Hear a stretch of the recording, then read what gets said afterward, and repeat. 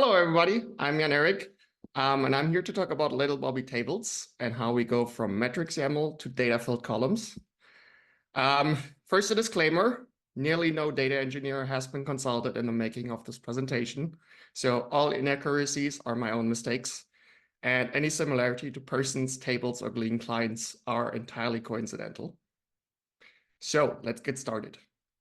Today, we're talking about this little person. This is mos-fx-data-shared-prod.org_mozilla_firefox_stable.metrics_v1. Or some of you may know them as mosdata.phoenix.metrics. But really, their friends just call them little Bobby tables. What you may not know is that little Bobby tables is actually a lot of big little tables. They are called mos-fx-data-shared-prod.org_mozilla_firefox_stable.metrics_v1 $2024-0129 and mos-fx. I spare you that. They do have a different suffix.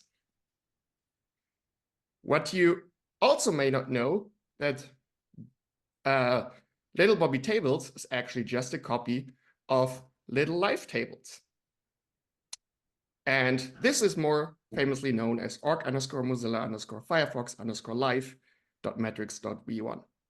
But we just call them live Bobby tables. But how does data get into live Bobby tables in the first place?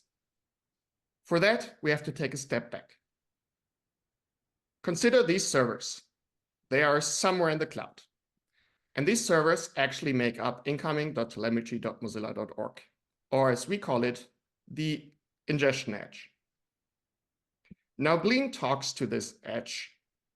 Whenever it records data, it eventually bundles that up into some JSON payload and sends that off to the incoming endpoint. But how does the edge actually know how to turn the data that's coming in as JSON into something we can stuff into little Bobby tables? Turns out it doesn't actually know that. But let's take another step back to understand how it still all works together. Every single metric that is used in any of our applications starts as a definition in some metrics.yaml definition file somewhere in the application. It always has a name, it lists a type, hopefully a very useful description, and a bunch of other metadata we use in other tooling around our data. We then let Probe Scraper loose on all these definition files, which turns this YAML data into JSON data. In turn, it also combines all the definition files that are used within a single application, may that be from the application itself or other libraries that use Glean, into a single JSON file that has all the metrics that can be sent from that application. Then, once a day, this data gets enhanced by MSG. That is the Mozilla schema generator. But MSG doesn't actually act alone. It only combines things. We now have the list of all the metrics in an application, but we still don't really know how the data should look like when it comes in. That is defined in MPS, the Mozilla pipeline schemas. What is the schema, you ask? Well, basically, it's a definition of what things should look like when encoded as JSON. It also helps us and tells us how to verify that JSON we look at adheres to this definition we have. So basically, it tells us for quantity in JSON, that should just be a number. What metrics are there? Well, there are a lot. Quantities, counters, strings, booleans, and some others. What other data is there? There might be a client ID, there might be a build version, there might be some other data in there as well we can expect. And if we take all of this together in a single file, we call that a ping. This is all stored in JSON as well, and so unsurprisingly, this format is called JSON schema. We didn't invent it, we just end up using it. So now that we have the list of all the metrics, and we have the schema and the definition of what the metrics should look like when they come in, we're nearly there. But we're still missing a piece to actually know what live Bobby tables and little Bobby tables should look like.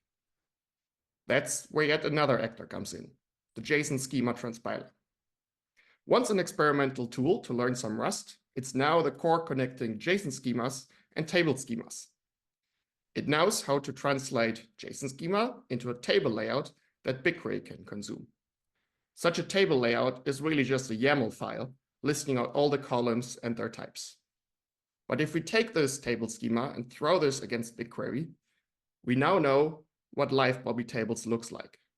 And because we know little Bobby tables is just a clone of live Bobby tables, we also know what they look like. And with the schema, we now know what Glean should actually send us, and we can all combine that together now. So when Glean records something, it encodes that in some JSON payload.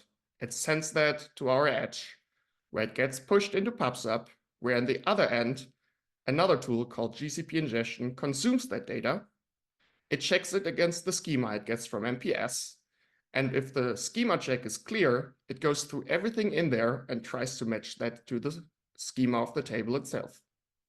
So if it finds our quantity, which is just an integer, it knows to put that into a column that is also an integer column and put that into the table.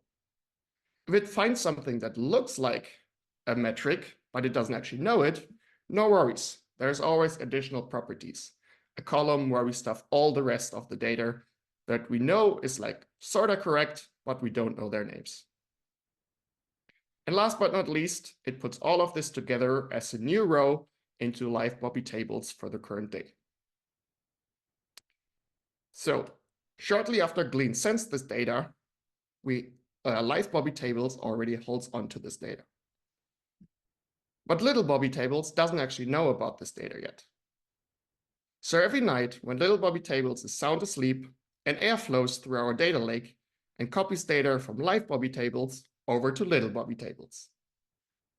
And the next morning, when little Bobby tables wakes up, they have all the data from the day before, allowing you to query mos-ethics-data-shared-proj.org_mozilla_firefox_stable.metrics_v1. But really, just use mosdata.phoenix.metrics. And so this is the story how data defined in metrics.yaml eventually ends up as columns and rows in little Bobby tables. Of course, this is not the end. There's so much more little Bobby tables and their friends can do. Because did you know that mosdata Phoenix metrics is not really a table of its own, but just a view into others? Well, that is a story for another time. Thank you.